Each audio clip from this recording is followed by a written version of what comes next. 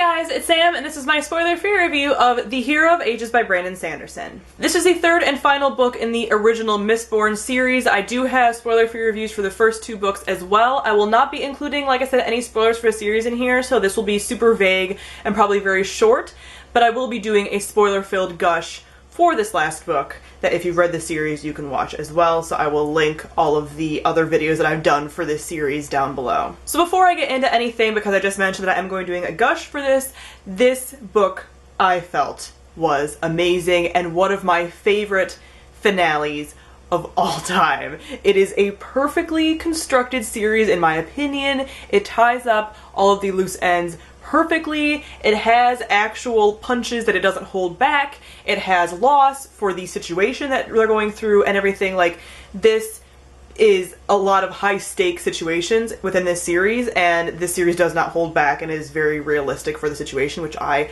highly enjoy. So first I want to talk about the world building. I really enjoyed the world building that we got in this entire book, but the world building is definitely something that is built up slowly, just like the rest of the things in the story. So you start out with the first book not knowing a ton about the world. It's very much contained to one area that you're in, and throughout the books you see more and more, and everything gets tied together, and it's so well done. Again, it's probably not the strongest world building that Brandon Sanderson has done. This is one of his earlier series, so I know that he has improved. Like, there are series that are happening now that are a lot more world building focused than this one is, but having said that, this one is still really good, and I really enjoy the world in here and the different discussions that you have about the different cultures within this world and the religions and stuff. Religion is definitely a bigger part of this series, but not obviously in any of our religions. Like, none of it relates to our religions. They're all fantasy religions, and it's not like a preachy religion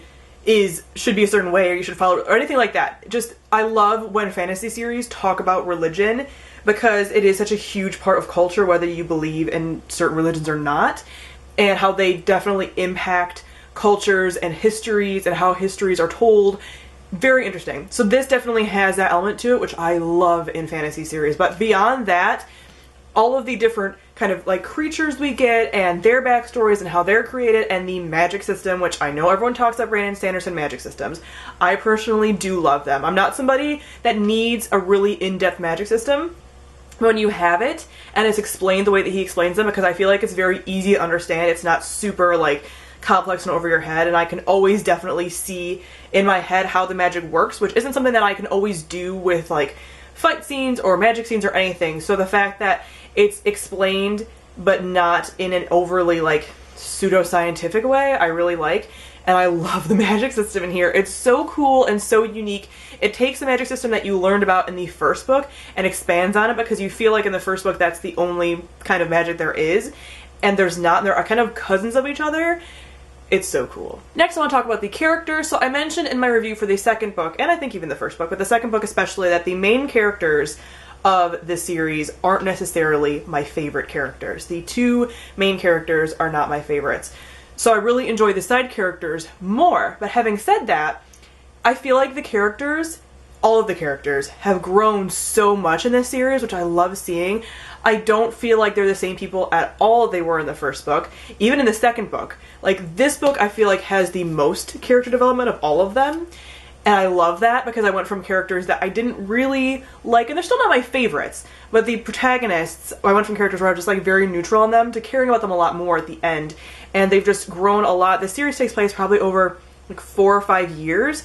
So you definitely have characters who started out as like late teenagers to be like mid-20 somethings, and you definitely get to see their progression, and they act like even older than that because they have so much on their plate, and I really enjoy that. Also, some of these side characters are my absolute favorite, and the side characters in here are more fleshed out than other series, because even though you do have the protagonist, there are almost in this book multiple protagonists that are still kind of like side characters too. Like, you get multiple perspectives, but you definitely know who like the main character is supposed to be, but you definitely feel like you have like four or five protagonists in this one, and I really enjoy that as well, because you get to see these characters that you've been with for a long time, but you actually get to be in their head and see what they're doing, because this whole story is a lot more vast and it's covering a lot more area, and what all these characters are doing influences what happens to other characters.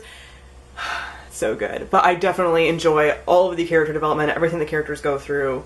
it's amazing, and I love that they definitely, you see the difference between book 1 and book 3, like they're completely different.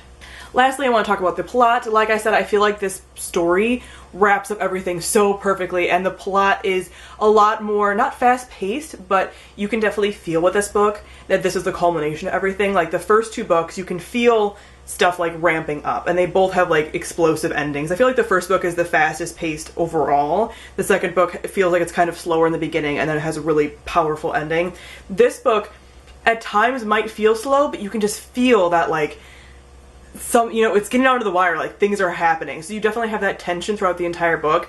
And then again, because typical Brandon Sanderson, explosive, crazy ending. Like completely just nothing that I could predict. I have heard about this book for a long time. I did a whole video about finales and how I don't tend to like finales because they just tend to leave me disappointed. And they don't typically feel realistic to me because they don't convey that loss that there should be with a lot of these huge things that are happening in endings.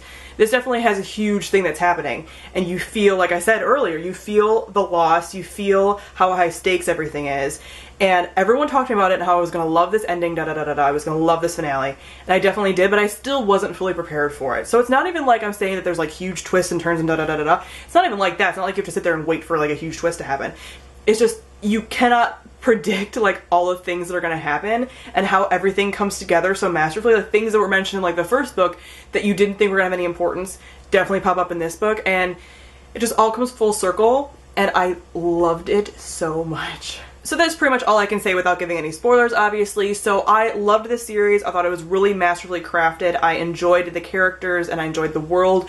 And I know that this is one of Brandon Sanderson's earlier series, so I cannot wait to jump into more stuff with him and see more of his worlds and see how all the series come together, because if you do not know, Brandon Sanderson has a universe called the Cosmere, and all of his books, for the most part, with a few exceptions, most of his adult fantasy takes place in this Cosmere, so it all is kind of connected. You don't have to read them in any particular order if you don't want to. You don't have to get into Cosmere stuff. Like, you're not necessarily missing anything if you don't, but you get so much more out of knowing like all the Cosmere stuff, and the fact that he has a world, a universe that is so intertwined like that throughout so many series.